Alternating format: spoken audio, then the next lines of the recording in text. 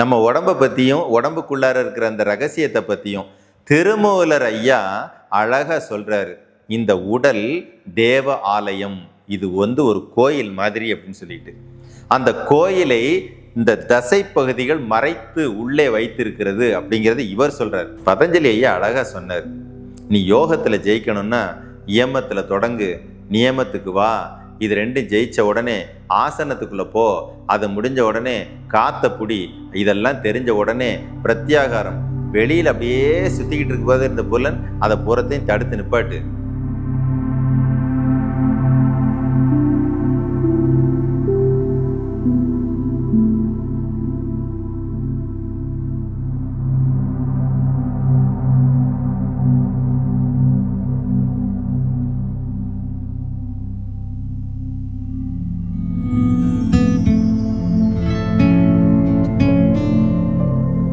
உங்க வாழ்க்கையில அதிசயங்கள் நடக்கணும்னு ஆசைப்படுறீங்களா?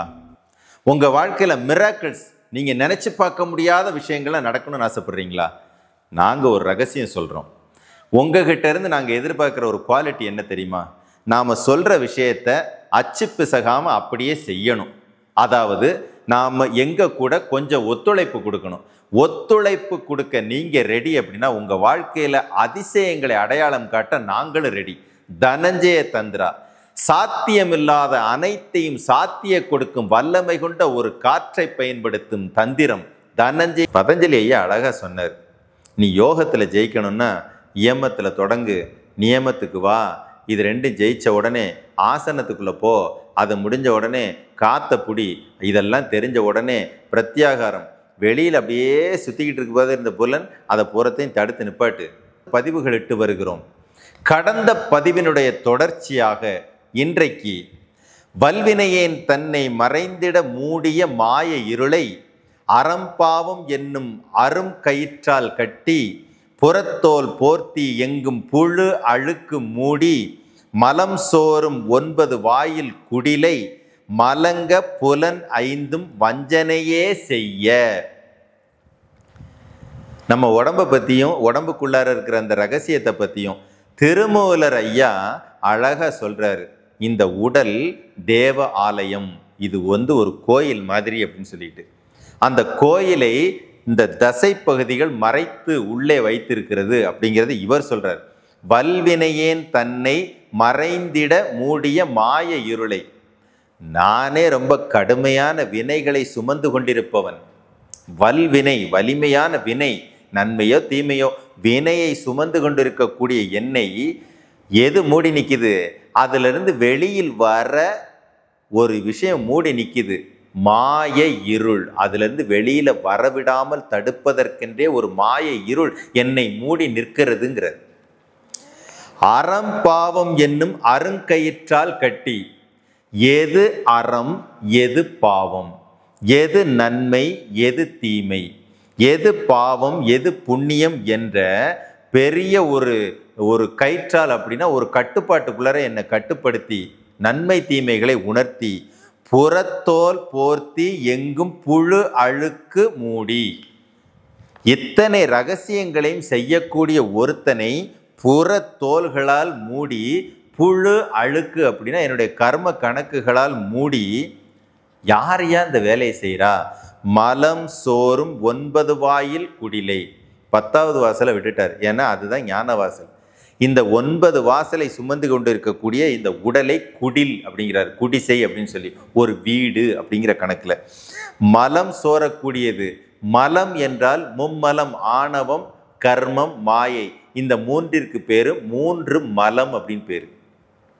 அப்ப மலம்னா வெறுமனே மலம், கழிவை மட்டுமே எடுக்க முடியாது. மலம் சோறும் இந்த 9ம் ஆணவத்திற்கும் நாம செய்யக்கூடிய கர்மங்களுக்கும் நம்முடைய மாயைக்கும் காரணமா இருக்கிற அந்த 9 வாயில் குடிசைய எது அதை கண்ட்ரோல்ல வச்சிருக்குது தெரியுமா? மலங்க புலன் 5 வஞ்சனையே செய்ய. இந்த புலன்கள் தானப்பா அதை புரிய விடாமல் வஞ்சனை செய்கிறது. எதுக்காக அந்த புலன் அவ்வளவு பெரிய வஞ்சனையை செய்யுது? புலன்கள் வெளி உலகோடு தொடர்பில் இருப்பதனால் இந்த தோல் மூடிய உடலுக்கு உள்ளே இருக்கக்கூடிய அந்த உருப்பொருளை என்னால் உணரவே முடிவதில்லை.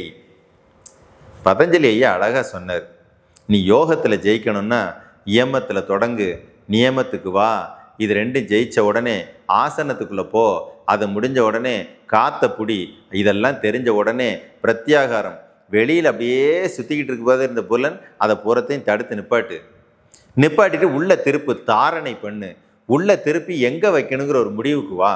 இதெல்லாம் வந்துட்டீங்கன்னா ஆட்டோமேட்டிக்காக தியானம் உனக்கு சித்தியாகும், சமாதி கைகூடும்னு ஒரு வரிசை முறையை சொன்னார்.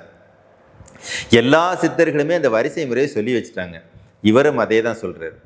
மலம் சோறும் 9 வாயில் குடிலை, அதாவது மும்மலம் என்று சொல்லக்கூடிய ஆணவம், கர்மம், மாயை, இந்த 3 மலங்களையும் வெளிப்படுத்தக்கூடிய அந்த 9 வாசலை கொண்ட இந்த குடிலை, அதை பற்றி எனக்கு தெரிஞ்சிக்கவே விடாம இந்த புலன்கள் வெளி உலகத்தோடு தொடர்பில் இருந்து கொண்டு வருவதனால் எனக்கு அதை தெரிஞ்சிக்க முடியல. அது அந்த தெரிஞ்சிக்க முடியாம மாய இருளுக்குள்ளார நான் சிக்கிக்கிட்டு இருக்கிறேன். இது யாரால மட்டும்தான் விடுதலையாக்க முடியும் அப்படிங்கிறத சொல்றாரு. நிறங்கள் ஓர் 5 ஒருவனால் தான் முடியுங்கிறத இதுக்கு முந்தைய வரிகளில் சொல்லும்போது சொல்லியிருக்கார் பாருங்க. வல்வினையன் தன்னை, ஐயோ நானே கடுமையான பாவ புண்ணியங்களை சுமந்துக்கிட்டு இருக்கிற ஒரு மோசமான ஆத்மா, எனக்கு அதெல்லாத்தையும் விடுதலையாக்கக்கூடிய, அதுலேருந்து விடுவித்து பிறப்பை அறுக்கக்கூடிய ஒருத்தனை பற்றி, அவன் குடியிருக்கிற அந்த உடம்பை பற்றி தெரிய விடாமல் இந்த புலன்கள் என்னை தடுத்துக்கிட்டே இருக்குது. இந்த புலன்கள் தடுக்கிறதுனால இந்த 9 வாசல் செய்யக்கூடிய கர்மங்கள், மலங்களை பற்றி என்னால் உணர முடியலை.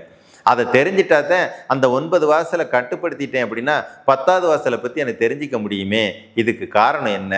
புலன்கள் 5ம் வெளி உலகத்தோடு தொடர்பில் இருந்து சுற்றி கொண்டே இருப்பதால் இந்த சதை பிண்டத்தின் உள்ளே நம்மை வழிநடத்தும் அந்த இறைவனை பற்றி என்னால் தெரிந்து கொள்ள முடியவில்லைன்னு சொல்லி மனம் வெதும்புறார். அப்போ நமக்கும் தெரியணும் பார்த்துக்குங்க. மும்மலங்கள் அப்படின்னா ஆணவம், கர்மம், மாயை, இது உருவாவதற்கு மூல காரணமாக இருப்பது மலம் சோறும் அந்த 9 வாசல். அந்த 9 வாசலை அடைத்து 10வது வாசலை திறக்க தெரிந்தால் பிறவியை அறுக்க முடியும். இந்த 9 வாசலையும் அடைப்பதற்கு யார் துணை செய்வார் அப்படிங்கிறத அது சொல்றார். மறைந்திட மூடிய மாய இருளை, இதெல்லாத்தையும் அகற்றவே ஒருத்தந்தையா ஈசேன் அப்படின்னு சொல்லி முடிக்கிறார். அடுத்து மீண்டும் தொடர்வோம். குருவே சரணம்.